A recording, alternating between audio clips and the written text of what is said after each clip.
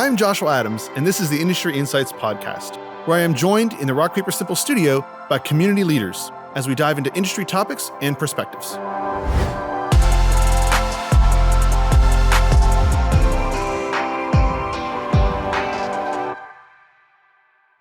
Thanks for joining us today. I have Cheryl Cominsky, Executive Director of the Children's Hunger Project with me. Thanks for joining me. Oh, I'm very excited to be here with you today, Joshua. Thank you for having me. Likewise.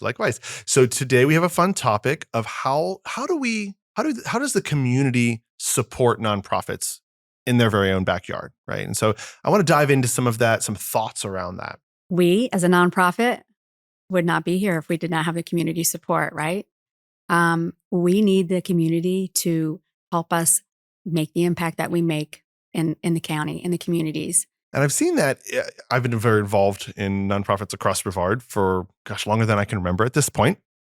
I got my start in the Chambers of Commerce with my career, and Chambers of Commerce are very connected with the nonprofits. And so I was exposed to that pretty early in my career, joined boards, et cetera, and really got to see firsthand how the community steps up and supports nonprofits. So just at a high level, just talk a little bit about that. So how do you feel, why do you feel it's important for the community to step up to support nonprofits like you guys?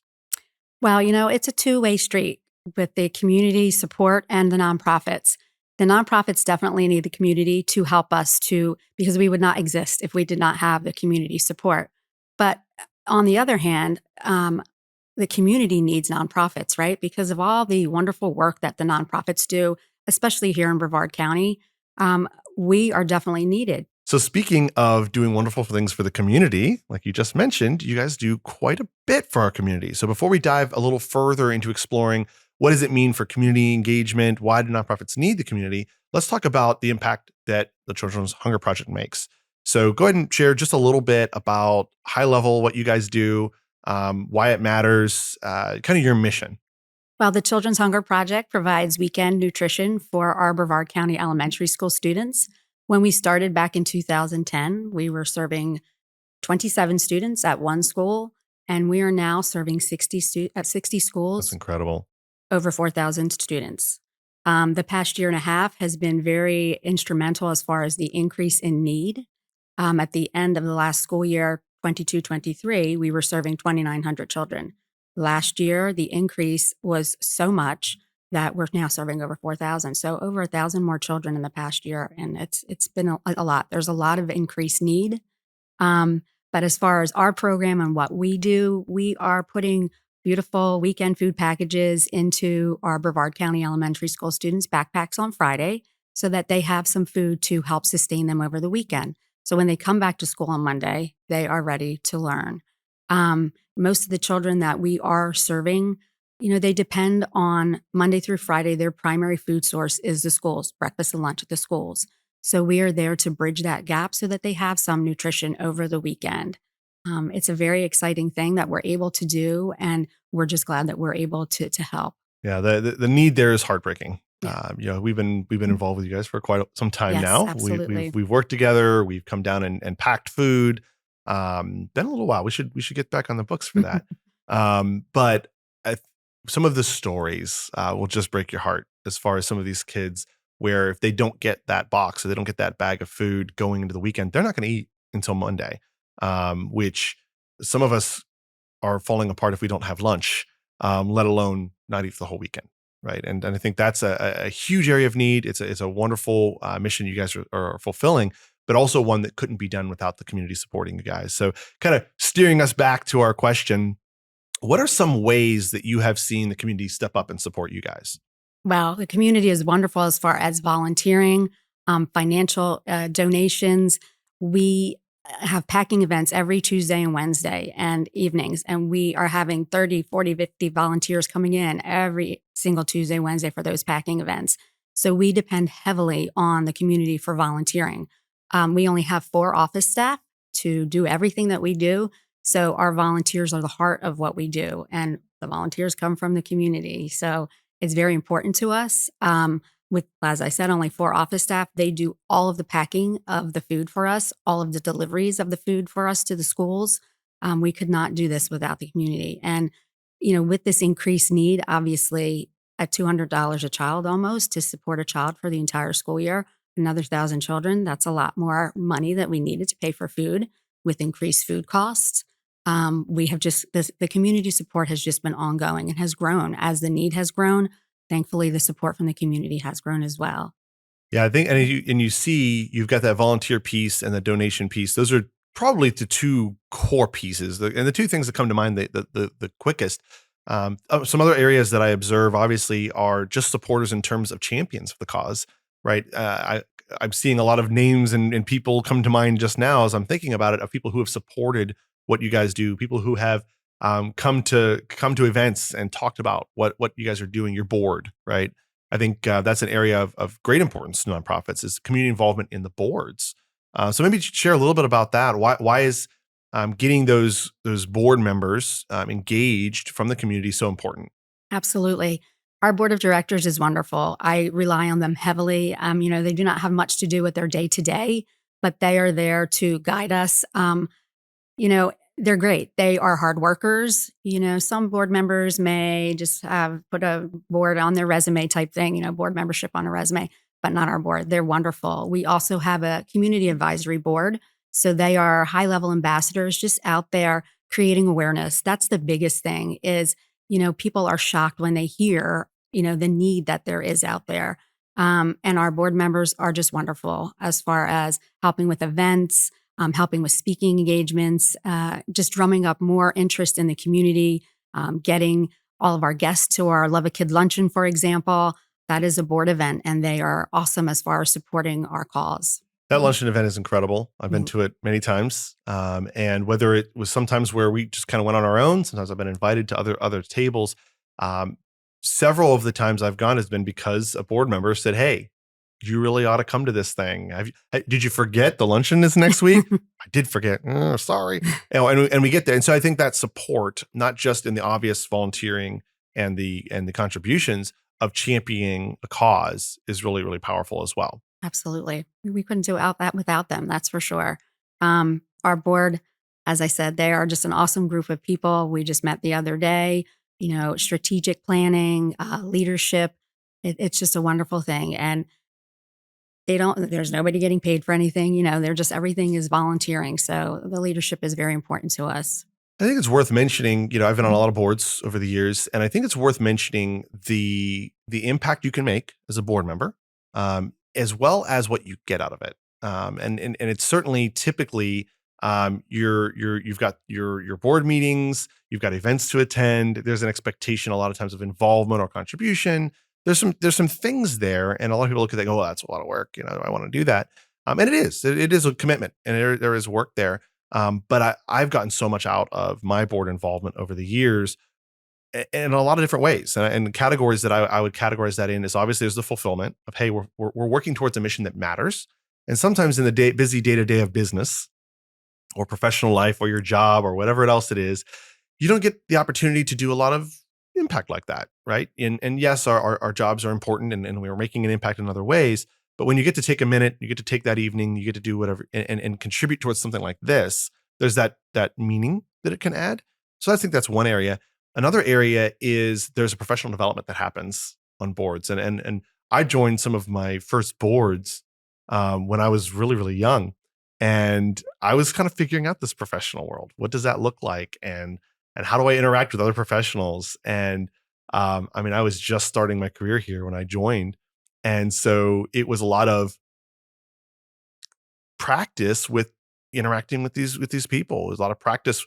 There were some events we hosted and I needed to be on stage. And so I think there's a lot that is gained as well for Absolutely. people who are willing to step onto a board, if that makes sense. Absolutely, yes. I mean, we have a lot of great board members, and some of them have been in the community. They're community leaders for a long time. And as you said, some of them are just stepping up and stepping into the community and are certainly there to learn from the other board members. And they're very good. They're a close knit group of people. They share, they grow together. It's a wonderful thing. And I would also encourage those that are maybe, oh, I'm not ready for that. I don't know if I can contribute. When I first started joining boards, again, I had very little background in it. I was just starting in my marketing firm, And I was able to learn very rapidly, but I made an impact. I look back at some of the events that we held. I remember holding one event and honoring an entrepreneur that had grown a really awesome business. And it was just this one in particular really sticks out to me. When we honored them, they had been in business a long decades and decades and decades, and the family was in the business and all these things. They had never won an award. He had never won an award for anything, and he had an incredible business and had done. And it was the tears in the family's Yeah. eyes and their eyes. And one of the sons came up and said, "You have no idea what this means to him, to our family." And it was shortly thereafter that that individual passed. And it was just a really special thing. And I remember the board coming together, and I remember saying, "Guys, that mattered.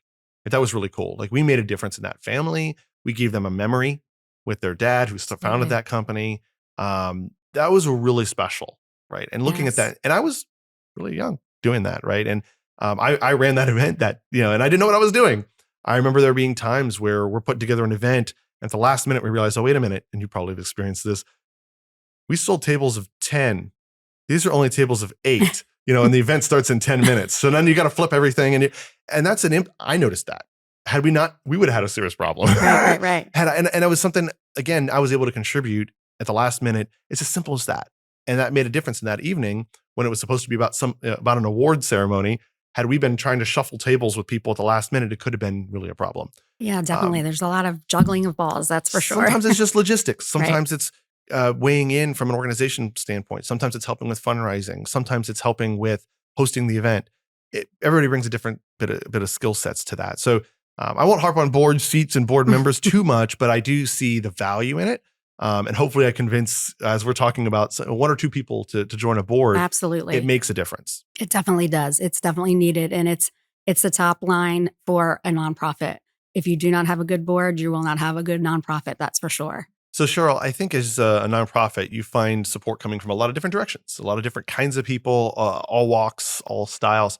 But so let's talk about some of those different types of supporters, maybe different areas that support comes from. Right, and off the top of my head, I can think business owners. I could see individuals. I can see specifically donors, people who are that's their main way of supporting. I could see community leaders of any kind. I could see other nonprofits. Right. So all these different ways where a community can come together and support a nonprofit like yours. Let's talk about some of them. Let's break them down. Maybe let's start with business owners. And how do business owners step up and support what you guys are doing? Well, Joshua, you are a perfect example of a business owner and how you have supported the Children's Hunger Project many years ago. You started with our website, and that's been awesome. And you do that. You maintain our website. You've done awesome fundraising events. I can remember the Galactic fundraiser that we That did was a few years so back. much fun. So cool. So thank you for all of that and all of Of your course. support from Rock Paper Simple. But as far as, it's amazing to see the different events that people will think of to help support. You know, everybody wants to come in and pack, right? And so right now we are booked for packings into next year. That's And so awesome. it's awesome. But it's hard to tell an organization if they want to come in and pack and they want to give back that we can't have them in for packing. So we try to be creative as far as different ideas of how they can support. Something as simple as a food drive is a wonderful thing. And a lot of people, maybe instead of doing giving cash, that kind of financial donation, they want to go out and have a food drive. We have one church, for example, who every quarter brings us at least 3 or 4 truckloads full Oh, of food. wow. So food donations are a wonderful thing. Um, Recent events that we've had that organizations have done for us. This past Sunday, we had a car show at the Children's Hunger Project, a Mopar car show. And, people from the organization put it together for us. They marketed it and they had their cars out there and the community was coming out. Our location in Cocoa Village is awesome. So there's a lot of traffic there. So they had a car show and they donated the proceeds, to it, to us. Another great organization did for us a designer purse bingo. Me personally, I like designer purses. I like bingos. So a designer purse bingo was an awesome event. And all of these wonderful events expose the Children's Hunger Project and what we do and the impact of what we're doing on the community to the community. So business owners are wonderful. They come up with so many creative ideas. Jersey Mike's, for example, every year we are part of their month of giving, their day of giving, and we have all of the people, all of our different donors and volunteers, they all go to Jersey Mike's on that day of giving and they order food. I think you guys have even done that as We well. have. And all of the proceeds go for that day to the Children's Hunger Project. So it's just wonderful. Everybody wants to help, and they're very, very creative with their ideas of how to fundraise. So that's as far as business owners go. Faith community is another wonderful support for the Children's Hunger Project. We actually have a adopt a school program where some of our churches in the area have adopted a school right in their backyard. And they either can financially support that school and take care of all those children at the school, or they actually replicate what we do. So they do fundraising at their church, and then they come and purchase the food from us, and they come and pick the food up. They take the food back to their church, and they pack the food, and they actually distribute it to Oh, I the love that. schools for us. So that's another wonderful way. As we've grown, there have been different ideas of things to help us, because going from when I started 8 years ago as a volunteer, I think we were serving about 1,200 children, every week. So going to 4,000 over the years, there's a lot of growth and there's been a lot of great ideas. Another area of the community that I love when we get support from kids, children helping children, kids helping kids. Nothing touches my heart quite like that. We've had some 1-year birthday parties where mom and dad have asked for food donations instead of presents for the child. We've had children do bake sales. We have children's hunger project clubs in different schools. Edgewood, for example, West Shore, Holy Trinity has a children's hunger project club. So the kids are there and they are focusing on creating awareness within their school community with their peers. I appreciate when the children understand that and need to know that they need to be grateful for all they have, because some of our children are so very privileged, but they have no idea what's going on, with the child that's on their soccer team, for example. And these are the kids who we are serving. So the kids helping kids is a great thing. We recently had a robot team, a robot group, children, elementary school students who are the robot rebels, I think they are. And they created Lego robots and they created paintings with them. And they actually partnered up with a pizza gallery in Vieira, and they have their artwork there at Pizza Gallery that they are selling. So it's a great thing, and the proceeds are going to come to the Children's Hunger Oh, Project. wow. So there are, like I said, some great ideas out there, great support. So it's wonderful to see all the ideas, and it's very heartwarming. It really is. And the thing is, what I love about what I do is that I'm surrounded by good people. Good people want to help, and that's what we're always surrounded by good people coming in to help us. I love that. And to add to the business side of things, Galactic Fundraiser was a really good example. Hmm. We're sitting here and going, hey, these new Star Wars movies are coming out. Hmm. People are hyped and excited. What if we did a showing? And so we started kicking around that and like, what if we did it with Children's Hunger Project and we sold tickets and we did, and we did all these That's things. awesome.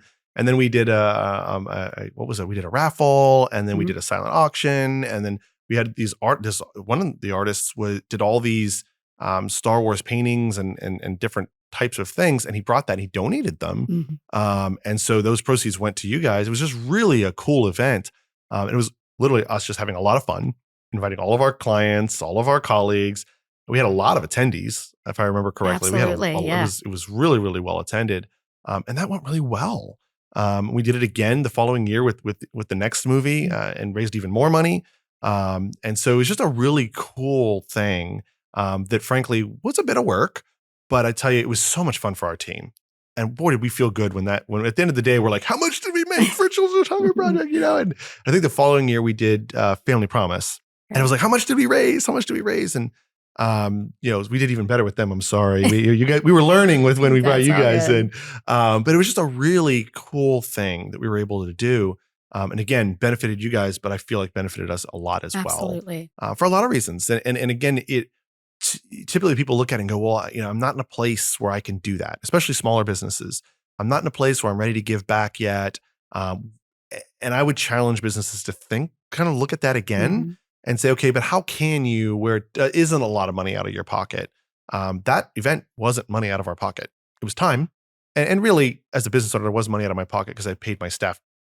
Sure. I had staff time involved. But at the end of the day, it didn't cost you as much as maybe somebody might think it would cost to go run a fundraiser. We've been doing things in the community to give back since day one, since our first year. I can look back, and it were little things at first, right? I remember we got really involved with the what was that? It was a scavenger hunt thing for Brevard Alzheimer's. When we first started, it was our first year or two in business.